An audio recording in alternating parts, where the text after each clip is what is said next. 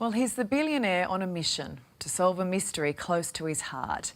Andrew Twiggy Forrest searching the ocean for a plane wreck and his long-lost uncle's final resting place. It's given closure to his family and others who lost loved ones in World War II. In the murky depths of the Solomon Sea, a plane wreck comes into view. Sitting untouched for 8 decades, Australia's richest man has spent more than a year pinpointing the remains of this World War II bomber. Andrew Forrest hoping this wreckage will solve a mystery. Look, we're not sure, but it's exploration. This is what exploration is all about. A mining magnate, Twiggy Forrest is a man on many missions, but this is his most personal, searching the Bismarck archipelago off the coast of Papua New Guinea for the remains of his long-lost uncle. David Forrest was shot down piloting his RAAF Beaufort bomber into an attack on a Japanese-held airstrip at Gasmata in Papua New Guinea in 1943.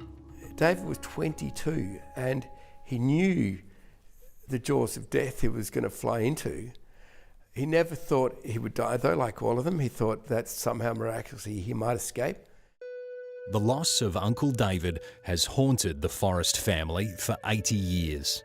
When they got the letter from the King back then, saying that Uncle David was missing and presumed killed in action, then Dad went through extreme emotions and grief, and since that day never cried for the rest of his life. Twiggy's dad, Donald Forrest, passed away last year, aged 95. One of his last wishes was just to hold Uncle David's dog tags in his hands before he died. Good. Aboard his purpose-built research vessel, Twiggy and his sister Janie are joined by a crew of experts, including professional marine archaeologists. It's holding a plate, so it's quite a distance, whereas here, the stitching's really close in. Northeast of Port Moresby, this is about as remote as you can get. It's crocodile country. They're leaving no stone unturned, trawling water 40 metres deep and searching through jungle around the old Gasmata airstrip.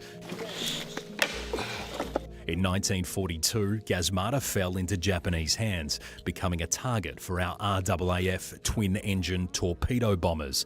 Near our village, Twiggy's team confirms the location of another Beaufort bomber. Aluminium under immense heat. It's melted all around the flare gun, which would have been attached to the side of the cockpit. And so it shows just how close we are to the boys who died. Really, those old planes, you know, they're greatest technology back then, but you look at them now, they're like flying a truck. Today, local villagers grow up learning of their region's place in history. Goodbye. Thank you for having us. This search is privately run with the blessing of the PNG government, but this mission has remained under wraps until now. This is never-before-seen vision from 2021, when the Forrests thought they'd found their Uncle David's final resting place. It was really emotional. It was very heart-wrenching as you went down into the depths thinking, am I going to dive on Uncle David's plane and, you know, be part of solving the mystery, maybe even his remains, maybe even his dog tags. The serial number on David Forrest's Beaufort bomber was A9188, but the bomber they'd found was A9186. And then I had to tell Dad, I can confirm it was a Beaufort bomber, I can confirm it was Australians, but I have to confirm it wasn't your brother's. And it was just tough. For Keith Wiggins, the search had found his uncle, Clem. Well, I think after so many years of our uncertainty with our Uncle Clem's passing during the war, it was really a surprise, and we were astonished and thankful that we had some sort of knowledge of his final resting place. Small amounts of bone were retrieved and analysed by anthropologists and DNA specialists who identified Wiggins 79 years after he was killed. You know, we're very, very appreciative. It was beyond our expectations to find, you know, our lost ancestor, and I wish him all the best, and I hope that, you know, he does find closure and does find his Uncle David. More remains identified Warrant Officer Russell Henry Grigg from Queensland, his 2 surviving children expressing their complete surprise and sincere gratitude in an emotional letter. Mary and Frank, now aged 86 and 81, writing, "It means the world to us to finally know our father's resting place." That doomed plane had 2 more crew members, Flight Sergeants Albert Beckett and Gordon Hamilton. Their remains weren't found. The RAAF has confirmed no further recovery is planned, calling the crash site challenging. A special memorial is being held for all 4 families in Queensland a day after Anzac Day.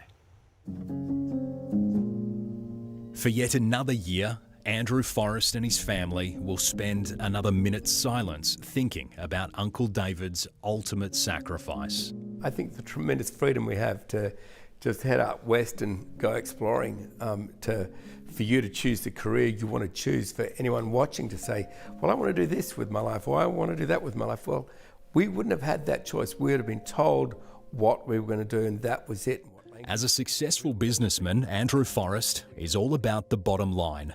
But this personal mission is different. Is this costing tens of thousands or hundreds of thousands or more? Can you estimate how much you're at with this mission? No, I'm not going to put a cost on it. It's an investment which is being made for the heritage of Australia, for the heritage of and closure of tragedies. And if it can do anything, it's to continue to draw attention to how very grateful every Australian must be for those youngsters who died. The likelihood of finding Uncle David is slim. This crew knows that. But Andrew Forrest says he owes it to his old man to keep looking. Did you ever promise him that you were going to bring his brother back? No, I just said I'd do my best. It's not whether or not you achieve it, it's whether or not you did your best.